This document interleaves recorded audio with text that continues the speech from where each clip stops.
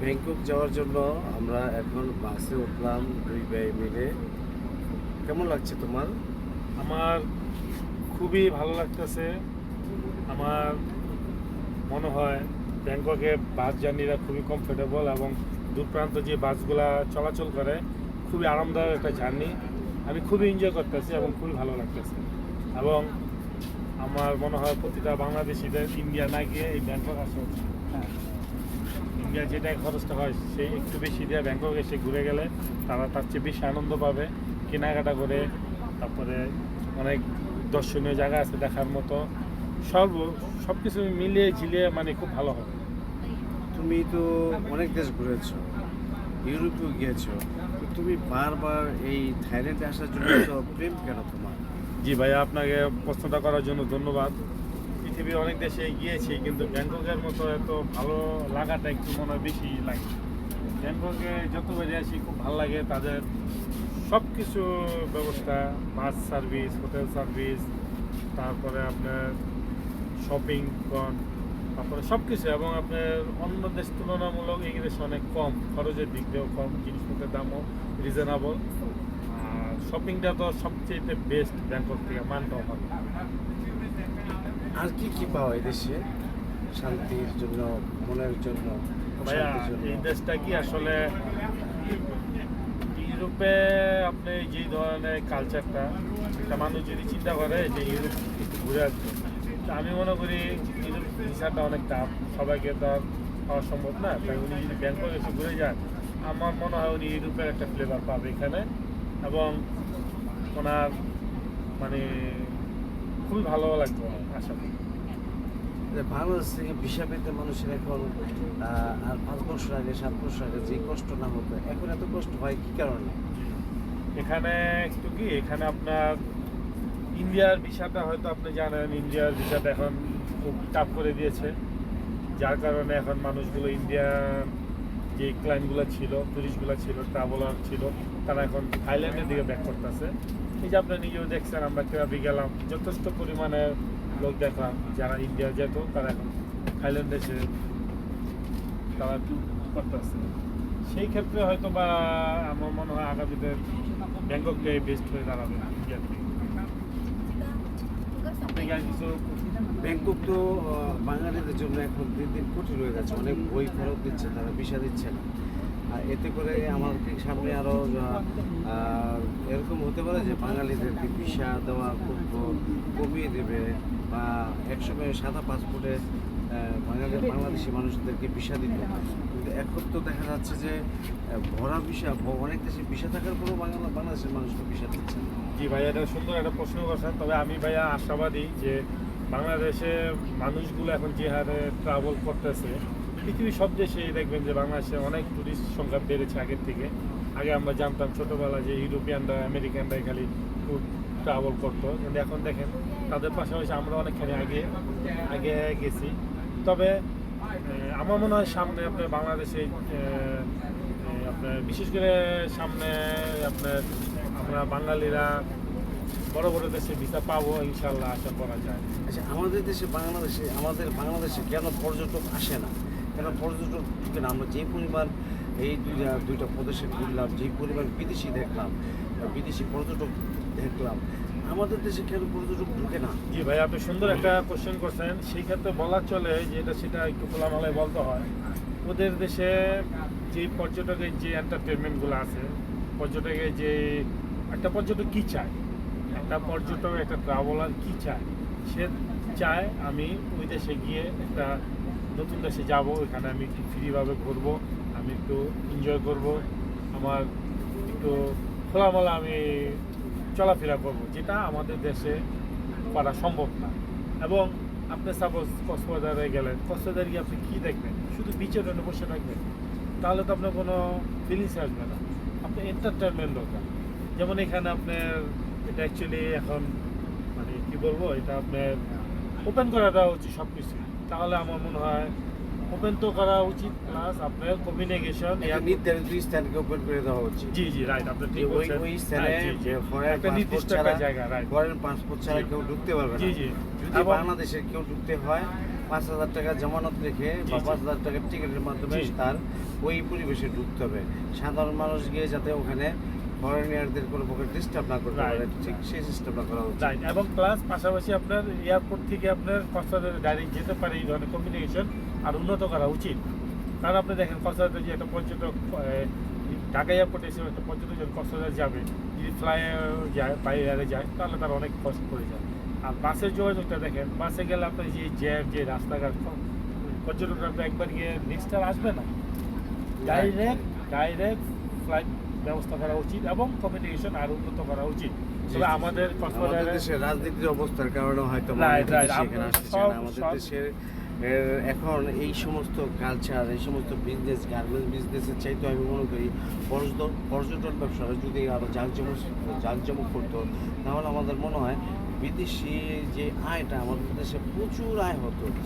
বিদেশি আজকে গার্মেন্টসের ব্যবসা করে কিছু সংখ্যক মানুষ ধনী হচ্ছে, কিছু সংখ্যক মানুষ লুটতরাজ হচ্ছে, কিছু সংখ্যক মানুষ ভূমিদস্যু হয়ে যাচ্ছে।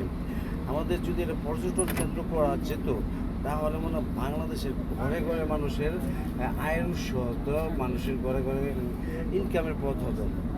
আমি ভাইয়া এখন এখন অনেক অনেক মানুষই একজনে কাজ করে 10 জনে খায়, কিন্তু তখন যদি পর্যটন কেন্দ্র, পর্যটন নগরী বাংলাদেশ হতো, জি। তাহলে কিন্তু সবাই কাজ করতো, সবাই উন্নত জীবন যাপন হতো। আবার বিদেশে প্রচুর ডলার এখানে আসতো, প্রচুর ডলার এখানে ব্যাংকে যেত, সেই টাকাগুলো আমাদের আয় থাকতো। আজকে আমরা গার্মেন্ট শিল্পের কারণে দেশের নদীগুলার পানিগুলো কী অবস্থা হয়েছে, দেশের নদীতে মাছ নাই। একটা দুঃখ লাগে যে একটা শিল্প বাঁচানোর জন্য দেশের নদীকে, জাতীয় নদীগুলোকে ধ্বংস করা যাচ্ছে, নদীতে মাছ থাকে না এই বিষাক্ত পানির কারণে। যদি আমরা এই গার্মেন্ট শিল্পকে বাদ দিয়ে আমরা নতুন করে যদি পর্যটন শিল্পের উপরে নির্ভরশীল হই, তাহলে মনে হয় বাংলাদেশটা আরও খুব দ্রুত উন্নত হবে। অবশ্যই ভাইয়া আপনি যেটা বলছেন অ্যাবসলিউটলি রাইট। আমাদের বাংলাদেশটা সরকারের উচিত এখানে পর্যটক সেক্টরে একটু মনোযোগ দেওয়া। আপনি দেখেন থাইল্যান্ড দেখেন, মালয়েশিয়া দেখেন, দুবাই দেখেন, আজকে তারা পর্যটকের উপরে মোটামুটি অনেকখানি নির্ভরশীল হয়ে গেছে, যার কারণে তারা অনেক পর্যটক তাদের দেশে সমাগম, প্রতি বছর লক্ষ লক্ষ পর্যটক তারা আনতে পারতেছে। কেন আনতে পারতেছে? তারা অনেক এন্টারটেনমেন্ট দিতে পারতেছে। আর আমাদের দেশের সরকার যদি একটু আমাদের পর্যটকের উপর যদি একটু নজর দেয়, তাহলে আমার মনে হয় আমাদের পর্যটক সেক্টরটা আগে থেকে ডেভেলপ করা সম্ভব। আমাদেরও কিন্তু অনেক কিছু আছে যেটা আমরা মানে সুন্দর করে সাজাতে পারতেছি, যার কারণে পর্যটকের আকর্ষণটা আমাদের দেশে কমে যাচ্ছে দিনে দিনে। তা আমি বর্তমানে যে প্রধান উপদেষ্টা ডক্টর ইউনূস স্যার আছে, ওনাকে আমি বলবো উনি যাতে অন্ততপক্ষে এই পর্যটক সেক্টরটা যাতে একটু মনোযোগ দিয়ে একটু ডেভেলপ করে উনি দেয়, তাহলে খুব ভালো হবে, আগামীতে অনেক ভালো হবে। আমরা কিন্তু ছোটবেলা দেখতাম বাংলাদেশে প্রচুর বিদেশি লোক দেখা যেত, এখন কিন্তু তার একাধিক এক ভাগও দেখা যাচ্ছে না। জি জি কারণ দিন দিন বাংলাদেশের অবস্থা এতই খারাপ হচ্ছে, বিদেশিরা বাংলাদেশ আসতে চাচ্ছে না। জি জি জি। তবে এখানে প্রথমত আমি দায়ী করবো রাজনৈতিক সমস্যাগুলো। আমাদের দেশে রাজনীতি, সব কিছুতে রাজনীতি, পাড়া মহল্লায় যান। আমি কিছুদিন আগে চায়না গিয়েছিলাম, জি। সেখানে আমার পাশে একজন চায়না লোক বসছিল, সে একজন পর্যটক। তো সে বলতেছে যে আমার বলতেছে যে ইংলিশে বলতেছে যে বাংলাদেশের পলিটিক্যাল পরিস্থিতি কী, গুড নো গুড। বলতেছি নর্মাল। বাংলাদেশ আমার যাওয়ার ইচ্ছা ছিল, কিন্তু বাংলাদেশের পলিটিক্যাল Right. খুব ভয়ঙ্কর, হ্যাঁ ভয়ঙ্কর, সেজন্য আমি বাংলাদেশ যাব না। এই যে এরকম পরিস্থিতির কারণে অনেক পর্যটক বাংলাদেশে এমনিতেই আসে। এই যে দেখেন আমরা আজকে 6 দিন ধরে থাইল্যান্ডে বেড়াচ্ছি। আমার তো মনে হয় না থাইল্যান্ডে কোথাও আমি দেখেছি কোনো চাঁদাবাজি, কোথাও কোনো গ্যাদারিং, বা কোথাও গ্রুপ নিয়ে দৌড়াদৌড়ি, মারামারি, কাটাকাটি, এগুলো তো বিন্দু মাত্র এখানে ছোঁয়া নেই। কিন্তু আমাদের দেশে দেখেন অমুক মহল্লা, অমুক ভাই, অমুকের নেতা ভাই, অমুকের লোক আমি, অমুকের লোক আমি, এগুলো তো একটা মানে বিশ্রী একটা ব্যাপার। এখান থেকে আমাদের বেরিয়ে আসতে হবে, তা না হলে আমরা সমাজটাকে সুন্দর মতো সাজাতে পারবো না।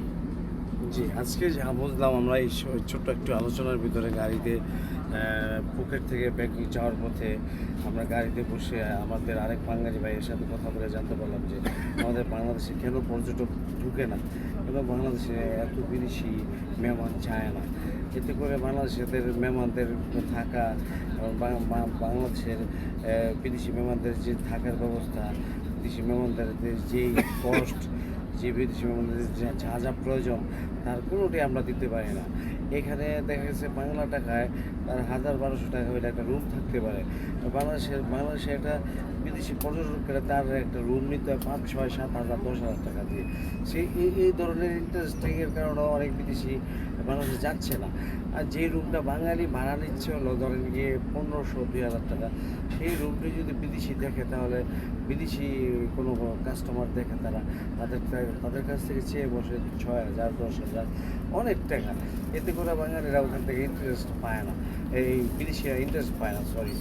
তো আমাদেরকে এটা নিয়ম করা দেওয়া উচিত যে পর্যটকদের জন্য বিশেষ সুবিধা দেওয়া উচিত, সব জায়গায় সুবিধা দেওয়া উচিত পর্যটকদের জন্য, এদের বিদেশি পর্যটকরা বাংলাদেশে আসতে উদ্যুক্ত হয়। আমরা দিন দিন বিদেশি পর্যটকদের হারাচ্ছি, এটা আমাদের খুবই কষ্ট লাগে, খুবই দুঃখ লাগে। আমরা এই যে এই সমস্ত দেশে ঘুরতে আসলাম, তেমন চোখেও পড়লো না বাঙালি চোখে পড়ার মতো বাঙালি ঘুরে না, তাই বাঙালি ঘুরার মর্যাদাটা বুঝে না। তাই বাঙালিকেও কিছু ঘুরতে হবে, বাংলাদেশের বিভিন্ন জায়গায় বিভিন্ন দেশে তাদের ভ্রমণ করতে হবে, ট্যুর দিতে হবে, তাহলে তারাও বুঝবে যে বাংলাদেশটাকে ট্যুর পরিস্থিতি করলে বাংলাদেশের টুরিস্টের উপর বাংলাদেশ অনেক উপরে উঠে যাবে। ধন্যবাদ আপনারা যারা এই যে অনুষ্ঠানটা দেখলেন, যারা এই প্রোগ্রামটা দেখলেন তাদেরকে সবাই ধন্যবাদ। সবাই এটা সাবস্ক্রাইব করবেন, লাইক দিবেন, কমেন্টস করবেন, আমি যাতে আরও সামনে আপনাদের জন্য কিছু ব্লগ তৈরি করতে পারি।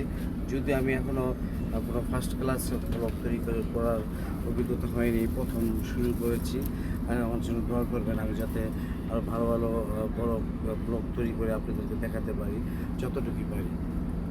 ওকে ভাইয়া, আপনাকে ধন্যবাদ এত আপনাকে। সুন্দর একটা সাক্ষাৎ নেওয়ার জন্য। আশা করি আবার নেক্সট ডে কথা হবে কোনো এক মুহূর্তে, কোনো এক জায়গায়। খুদা হাফেজ, ধন্যবাদ।